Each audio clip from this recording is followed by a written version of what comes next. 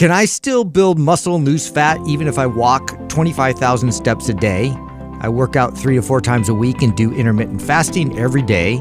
I am also at a caloric deficit every day. What is your advice to do body recomposition successfully given my situation? Let's forget all the information he gave us because then we'd have to design a routine and ask him more questions. Here's the real question.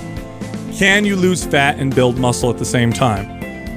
Typically, it's very challenging, especially if you're intermediate or advanced. Like if you're really advanced, you've been working out for a while, we've been eating pretty good for a while, and then you decide to go on a cut, and you're like, I'm going to build while I cut. Like, good luck. Like, this is a very challenging thing to do. Probably not. What do we call that, like the Goldilocks zone? Yeah. If you're a beginner, this happens all the time. Every single new client I trained gained muscle and burned body fat in the first few months. There is an exception to that. The advanced or intermediate person who's been off on a layoff, right?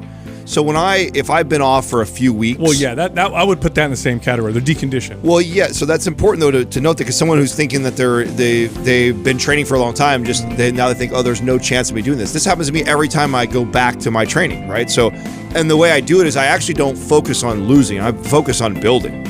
I try and eat a maintenance caloric intake, and I go back to building. And you let the metabolism do the job. And I let the metabolism do the work. I figure, okay, this is my body needs. Let's say hypothetically, maintenance is 3,000 calories. I'm back to training for strength and trying to build. I'm going to eat till I'm satisfied, say 3,000 calories. And inevitably, what happens in those first couple weeks is my body starts to remember where that I had muscle. It starts to put the muscle back on, and then my metabolism starts to inevitably speed up, which ends up reducing my body fat percentage. Yeah. So aside from the muscle memory effects, if you're consistent, yes, you're advanced. Your best bet is to preserve muscle. So now, how do you best preserve muscle? That's a good question. You try to build it. The goal is always to try to build muscle because if you're trying to build muscle and you're doing it right, you're more likely to preserve muscle than if you weren't. But in a calorie deficit, it's very difficult in a calorie deficit, especially if you're advanced, to build and while losing body fat. Beginners, like I said, every client I trained is a beginner. The first few months, that's exactly what we saw. Those newbie gains. Yeah, I would see them gain muscle and burn body fat, and it happened all the time. I do think the advice to this person though is to get out of the deficit. So if your goal is to try and to build muscle and you want to lean out also, being in a caloric deficit and moving that much and training that much is not advantageous. Like it's going to be really tough for this person to build muscle right here. They're more likely to break down. That's true. Now, are you guys familiar with, this is it's a famous study done in the 1970s, maybe late 70s, with Casey Viator and Arthur Jones, called the Colorado experiment. I might have brought this up a long time ago. We've talked about this before, a long time ago. Arthur Jones is the inventor of Nautilus equipment. Casey Viator, the youngest Mr. America. Back then, Mr. America was a big bodybuilding contest ever. I think he won when he was 18. This genetic phenom bodybuilder, right? Really strong, long muscle bellies, the whole deal. Arthur Jones enlisted Casey Viator in his experiment, and the experiment was to test one set to failure training on Nautilus equipment. Really what Arthur Jones was trying to do was trying to sell Nautilus equipment. And and there were people there witnessing this, and there was an actual study. And you got to see this. Maybe Doug can look this up. Look up the Colorado experiment, Casey Viator, or just Colorado experiment before and after. Casey Viator goes in there and he does this like insane one set to failure for an exercise with forced reps and superset, like really, really crazy stuff.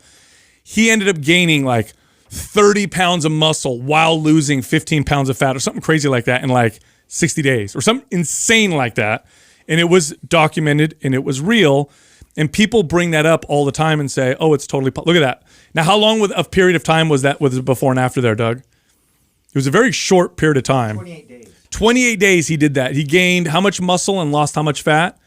63.21 pounds of muscle mass gain, according to this. What? Yeah. Now, this was documented. Now, here's what a lot of people don't know. How many horse steroids was he on? Well, here's what happened. Casey Viator is already a pro bodybuilder in that before picture.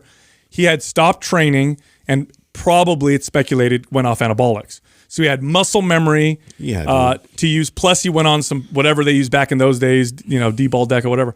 Then he enrolls in this thing. So he's got like crazy muscle memory. Well, and this steroids, is the point I was trying to make, right? So he would be Yes. considered an advanced That's why I brought this up. Yeah, an advanced lifter who is taking off. And I noticed this when I just take a couple weeks off. So you don't even have to be off for a very long time. I right away noticed when I've been off for a few weeks or a month or two of training consistently, or that, even just being inconsistent with my volume. My volume's significantly low. I'm sporadically training.